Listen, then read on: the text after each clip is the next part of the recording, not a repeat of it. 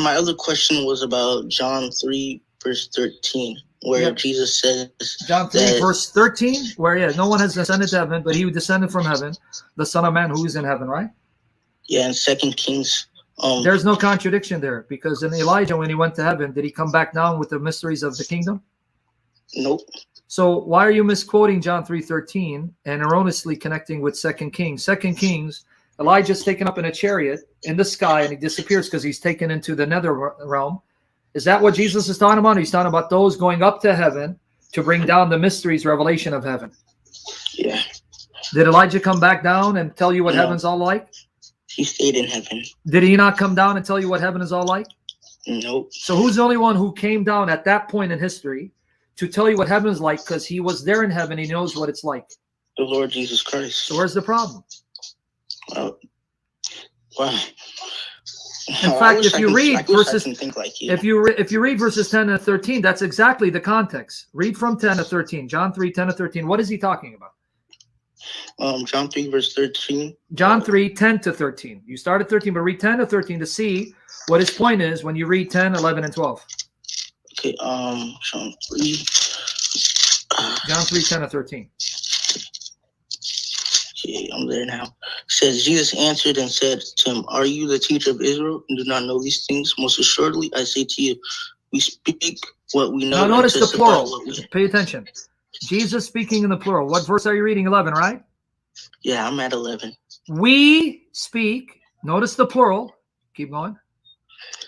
What we know and testify what we have seen. We speak of what we know personally and what we have seen. But then what does he say? And you do not receive our witness. Okay, now who's the we? Who's he saying? We are speaking from what we know by personal experience and what we've seen firsthand. Wow, I didn't even notice that. Okay, who is he speaking about?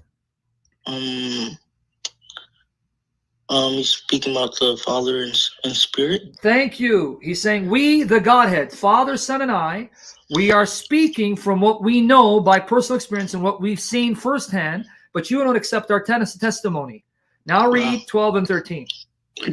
If I have told you earthly things and you do not believe. So now let me explain what he's saying. I gave you earthly examples and you're having a hard time understanding. How much more will you be confused if I tell you of heavenly things? Wow. Read 12.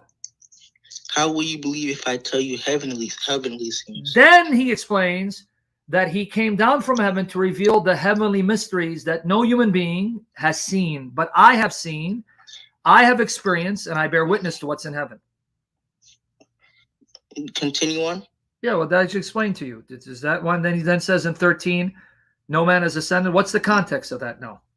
The context is about that Jesus came down from heaven to explain the things that are going on. Going on where? In heaven. Because no man has ever seen heaven except we, Father, Son, and me. We are telling you about things we personally experienced and have seen firsthand, and you are having a hard time comprehending. Because no one has gone to heaven to see what heaven's like. That's why I came down from heaven to tell you what it's like.